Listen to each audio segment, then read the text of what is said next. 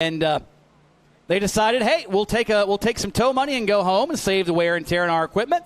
So that's the good news. And again, all drivers, Cars Tour drivers, to your cars. All Cars Tour drivers, to your cars, please. See Connor Jones making his way down. I think Lenny Baticki going to be making his way around as well. So, wow. Oh, we told you, expect the unexpected when you come to Florence. That's kind of how things work here, and that's not a bad thing. That's a very good thing usually when you're able to do stuff like that. Well, it gives us an opportunity as well to kind of preview tonight's race. And again, 3 races and 3 weekends to wrap up the 2021 campaign for the Cars Tour, and 3 different unique racetracks starting tonight here at Florence Motor Speedway. A track that, one, doesn't have a retaining wall around 3/4 of the racetrack, an abrasive surface. Next week, we go to Wake County, which is America's favorite bull ring, a quarter-mile racetrack we haven't been to in a couple of years. And then we wrap up the season in 2 weeks at South Boston Speedway, a track that's recently been repaved over the last few years, has a lot of grip, and has had a lot of really exciting races for us here in the Cars Tour the last couple of years. Yeah, Sobo has been great. Those championship showdowns certainly have been things of legend, if you will. Oh, boy, Twitter is up and rolling already, and if you want to be on the broadcast or on the PA, you can tweet us at Cars Tour using the hashtag Aaron's125. And Trey Patton says, yes, it is Cars Tour night in America here at Florence. Going to be a great night of racing for the Aaron's 125. I like how they frame that up, too. They got the Aaron's billboard over in turn 2. Yeah. Good job, production guys. Our friends at CorvetteParts.net. Look at this. Go get the trophy, Carson Quapple. You know, I think this is the first time that I think they've been on a late model stock car in the Tour as well. I think so. They sponsor Mark Wirtz in the NASCAR side, but I think this may be the first time they've been in the Cars Tour in 2021. Yeah, I would agree. And I'm sure Carson will give that car a fantastic sure they'll have a fantastic ride as well. Once again, all Cars Tour drivers, please report to your cars. The mini stocks have scratched. All Cars Tour drivers to your cars. Spotters to your perch. Crew chiefs to your position. What else is there? Well, your TV guys, we're in position. Well, we're in position, yeah, there is that. Is Lenny in position? Lenny is always in position, right? Yeah. I do want to say we got a little bit of time. See, watch this. Let's go down trackside to Lenny Baticki as we look at the lap leaders. Lenny, what you got? Okay, the one time. That's all right. Oh, go figure. I just chatted with Kurt Ipock. How about this guy walking across here? Solid Rock Carriers Cars Tour, the man. Kurt Ipock going across. Is that a good enough thing to have? We weren't even ready for anything, but Kurt Ipock saved the day, just like he takes care of all of us here at the Cars Tour. Solid Rock Carriers, if you're transporting something from A to B, and you want it there every time on time, contact Solid Rock Carriers and our guy, Kurt Ipock. He'll take care of you. Back to you, Tony. Thanks, Lenny. And see, he was in position. That's how I was able to do that. He had Kurt. Lenny is always in position. So we were talking about lap leaders in the Cars Tour so far this season before we went down to Lenny. And still hard for me to believe that Lane Riggs is the all-time 2021 lap leader on the season. He's only got 9 markers on Bobby McCarty, but look who's on that list. Riggs, McCarty, Berry, and Honeycutt. 4 of the guys that when you unload, you know you've got to beat them. And something tells me we might see a few of those totals adjust here tonight. That's a good possibility. But, again, we talk about Lane Riggs the last couple of broadcasts. He's always been fast in qualifying. He's always been leading laps. He has just had a tremendous amount of bad luck. Then you look at Bobby McCarty. Bobby's our points leader. Steady Eddie all year long. Josh Berry in the 8 car for a couple of races. He dominated the couple of races that he ran this year in the Old North State National and the throwback 276 at Hickory. And then Caden Honeycutt, 169 laps led, second in championship point standing. So these are the guys that consistently run up front all year long. Yeah, they are the guys that are always up front. And when you go further down that list, there are plenty others, I guarantee you. So teams making their final adjustments to get the drivers in the cars. And again, the drivers kind of – I think I was watching opening ceremonies, and normally we see those drivers in their cars if they're ready to go, but I think they were caught by surprise as well. But it comes down to the mini stocks pretty much walked up and said, hey, there's only 2 of us. We don't want to tear our stuff up. I know he's going to beat me or I'm going to beat him. just give us some tow money and we'll go home and we'll call it a night. And they said, well, okay, sure. And it worked out for them. And obviously, some folks a little late to get the message, but that's okay. We got some time to fill. Well, maybe we can get them to add 10 laps to the late model race since we're not going to run the mini stock race. Ooh, there you go. Hey, do you guys want them to add 10 laps to the late model race? I guess not. I tell you what I do want to do. Let's go down to Lenny Baticki one more time. Lenny, who and what you got down there? Well, at least now I'm not 10 feet away from the microphone when I heard the pitch down here.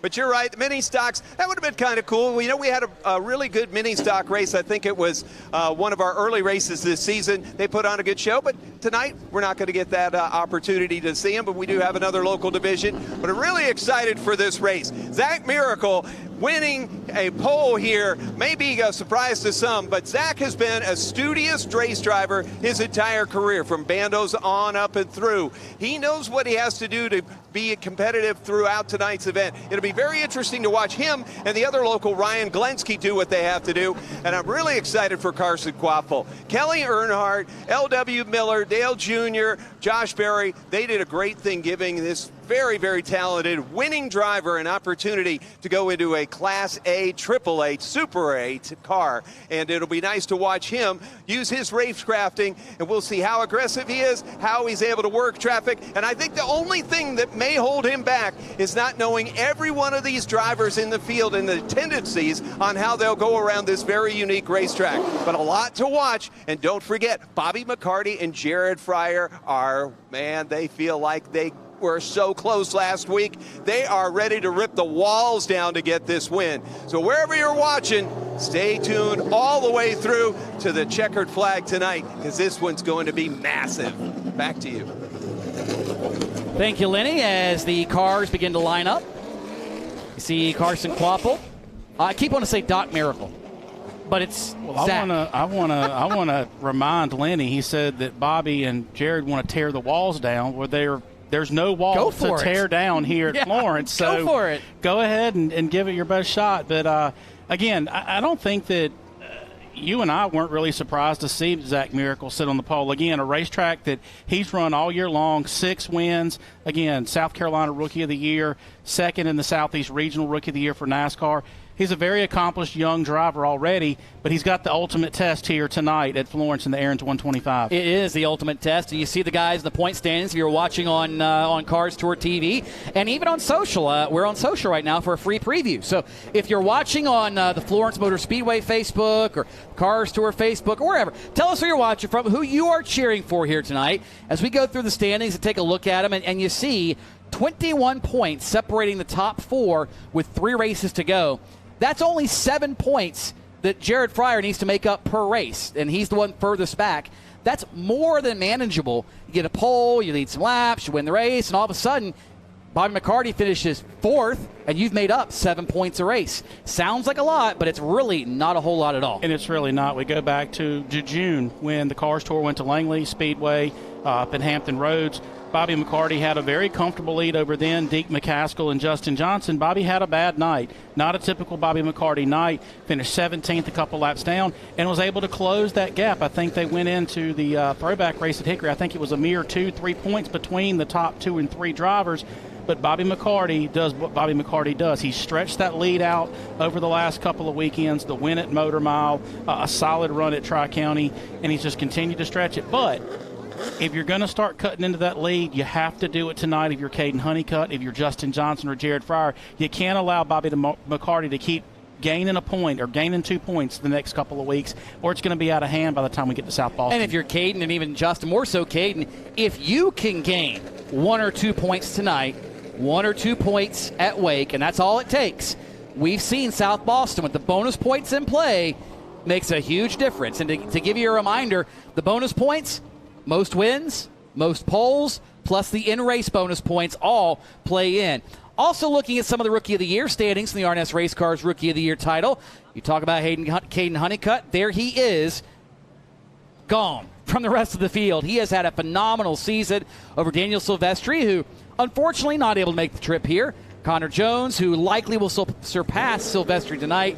Joe Valento and Sam Butler, who has unfortunately missed the last couple of races as well. But still, fantastic rookie crop we've had this year, and I think they all have something they've taken from this year. Well, absolutely. And you got someone like Daniel Silvestri. He won the race up at Dominion. Connor Jones, he's run every race. And it isn't, I mean, Caden Honeycutt's not just leading the rookie points, but he's in championship contention. He's a mere 10 points behind Bobby McCarty for the Cars Tour Championship. So kind of hard to beat the guy for Rookie of the Year if he's second in championship points. Oh, absolutely it is. It's very difficult to beat the guy if he's running that good of season.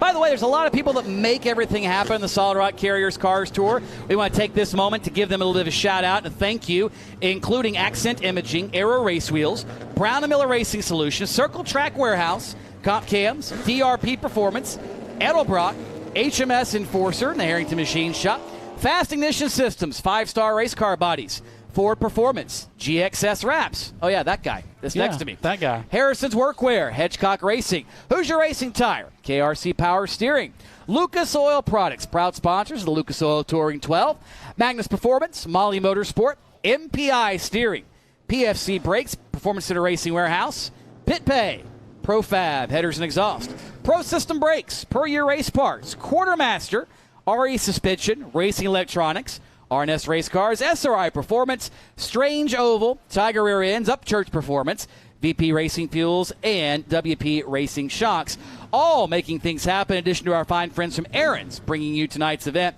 That is the Aaron's 125, and the weather report, much cooler than we had even an hour ago. The temperature has dipped into the upper 70s, a small south-southeast breeze, and the cool part, the skies relatively clear. Yeah, and again, this is a very unusually warm day for October the 2nd here in South Carolina.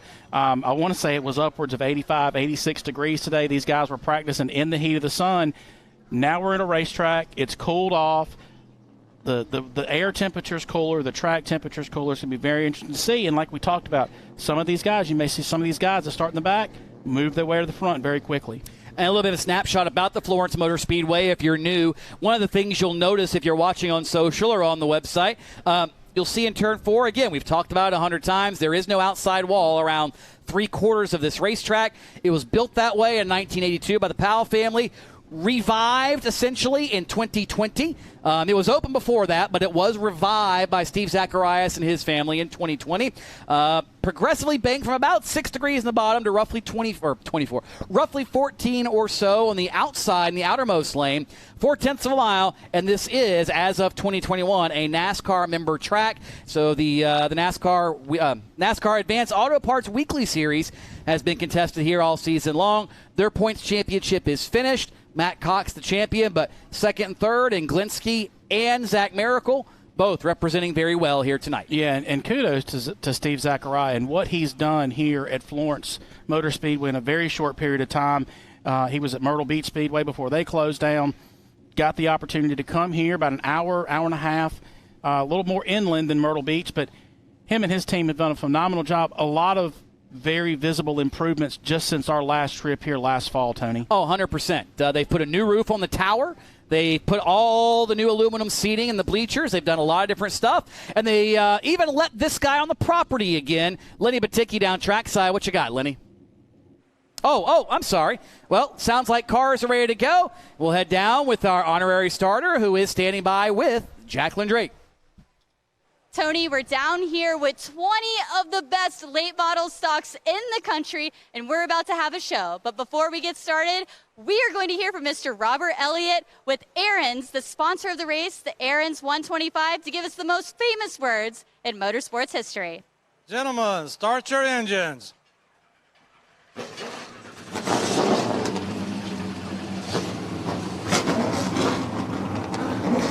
And with that, the engines fire here at Florence Motor Speedway. The Aaron's 125 for the Cars Tour. Getting ready to take the green flag here momentarily as Jim Bushy, our pace car driver, gets ready to strap into the Cars Tour pace car and take several pace laps, get heating the tires, get these guys ready to go 125 green flag laps here at the Florence Motor Speedway.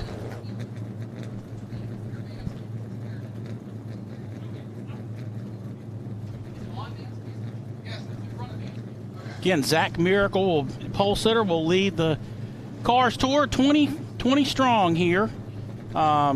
Zach Miracle and Carson Quapple on the front row. And let's head down before we go green. Well, before we even roll them off to PRN at the tracks, Lenny Baticki. Well, we're with DJ from Bobby McCarty's team, and Bobby was really amped up on Monday when we chatted on Doc Love's show.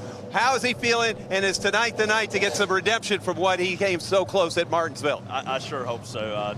He's done a real good job this weekend. You know, we're racing for his grandma tonight. You know, she passed away yesterday, so we're thinking about her. But I know he's capable of getting up on the wheel and getting us a win tonight.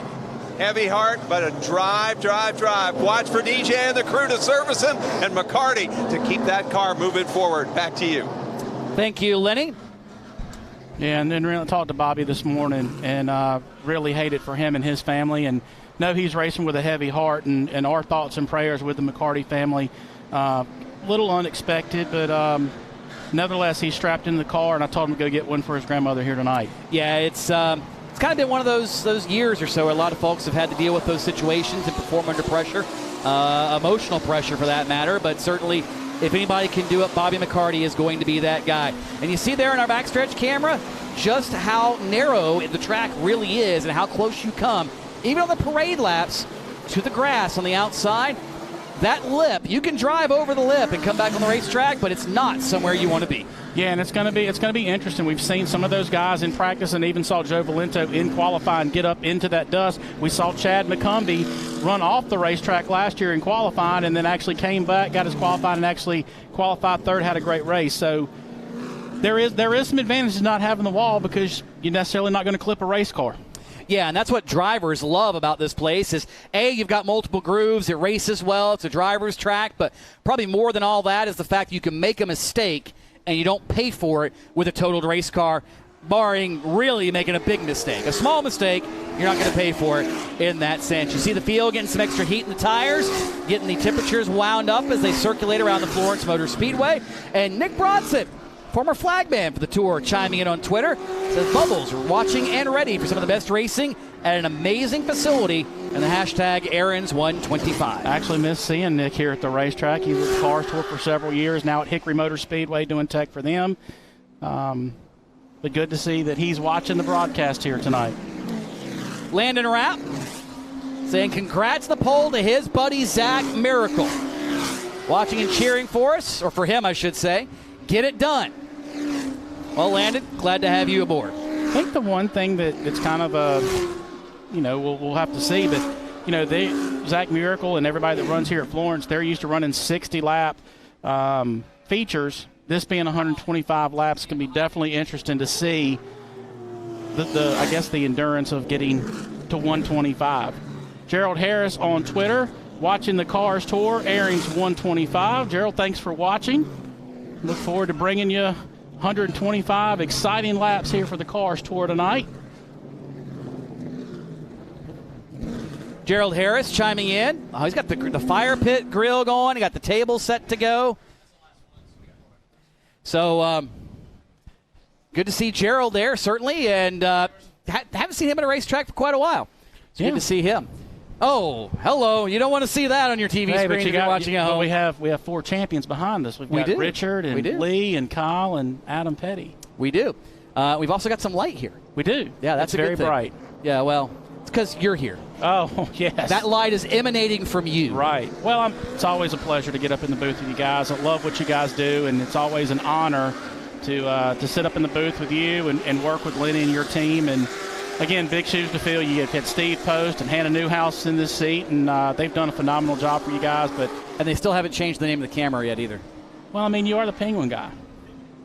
I mean, I'm surprised. I mean, I haven't seen you wear them. You're wearing the Solid Rock hat a lot more, and they stepped up their game. Yeah. Well, I mean, and the Penguins may have stepped theirs down, but that doesn't mean I'm not a Penguins fan still die hard. Yeah. But I love a good race too, and I love supporters of short track racing. Sure. And good to see this right here as the field gets the 1 to go signal, and we will be green next time around. And man, you got to think, what's Zach Miracle thinking here? He's carried him to the green flag here in a weekly NASCAR race, but he's getting ready to carry 20 of the best late model stock car drivers here, the Cars Tour. Aaron's 125. Got Carson Quapple to the outside. Minnie Tyrell, our most recent winner, starts third. Caden Honeycutt fourth. Jared Fryer, the defending champion, fifth. Jonathan Schaefer starts sixth.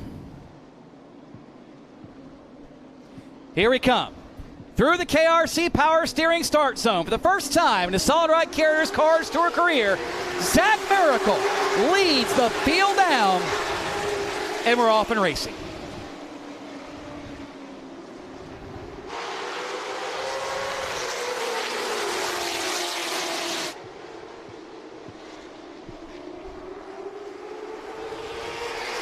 Lap number 1 goes to Zach Miracle. And already see sparks coming from both the leaders as they bottom out going into turn 1. Fairly clean start here, Tony. That it is, and you start to see Quapple beginning to work his way up on the outside. Lap 2. Still Zach Miracle in front. Go side by side down into turn 3. The leaders have run side by side for the first 3 laps. They get to the start-finish line, and it looks like Quapple will lead lap 3. Quapple edges to the outside, just about has Miracle cleared. And Carson Quapple, your new leader here in the Aaron's 125. Miracle back to second, Minnie Tyrell third, about 3 car lengths back to Caden Honeycutt in fourth. Not surprised, really, though, to see this field do just this. Kind of string out, and everybody start to just make laps. You see Quapple up front in that number 8 car. Not anything that we're not used to. Yeah, and I will tell you, I mean, we've got the camera here on the front, but I'm looking at the back of the field, looking at some of the strategies maybe being played out right now. Justin Johnson sitting there riding pretty patiently, and this is a strategy that Justin tried to implement in the icebreaker. Save some tires. I mean, this racetrack is going to be really hard on tires, so you know that you've got a 40-lap competition caution coming out at lap 40 at minimum, so you're going to have a chance to re-rack the field at least twice tonight with the competition cautions. That yarn, you know, I just saw as well.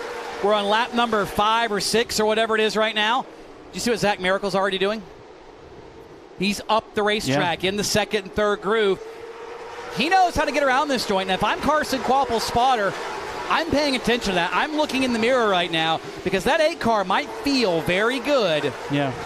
But the kid behind me has an idea what this place does. Yeah, and I can't remember, Tony, I've seen the cars bottom out going into 1 and 2, and I don't recall seeing that last year. I mean, I could be mistaken, but Quapple definitely, Zach Miracle not as much, but the sparks flying on a bunch of these cars as they dive into turns 1 and 2. Speaking of diving, there's Tyler Matthews diving around the number 99 of Lane Riggs.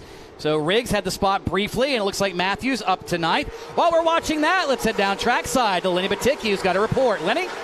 Well, Mike Bumgardner, the car's E-Tour star, he pulled in, and they're looking under the engine. It seems like he's had a code error and has to press reset on the 54. They're having some kind of under-the-engine problems, and he needs to get that thing fired back up. Doesn't look good for him. Back to you. Thank you. And, the problem is in iRacing, though, if you blow a motor in the end of the race, you just have to exit the server. Yeah. And so would that be safe to say that Michael Bumgardner has exited the server? It looks like a fair assessment, but tough break for him. Had a great opportunity here. Again, we talked about this in qualifying. That's more of an R&D car.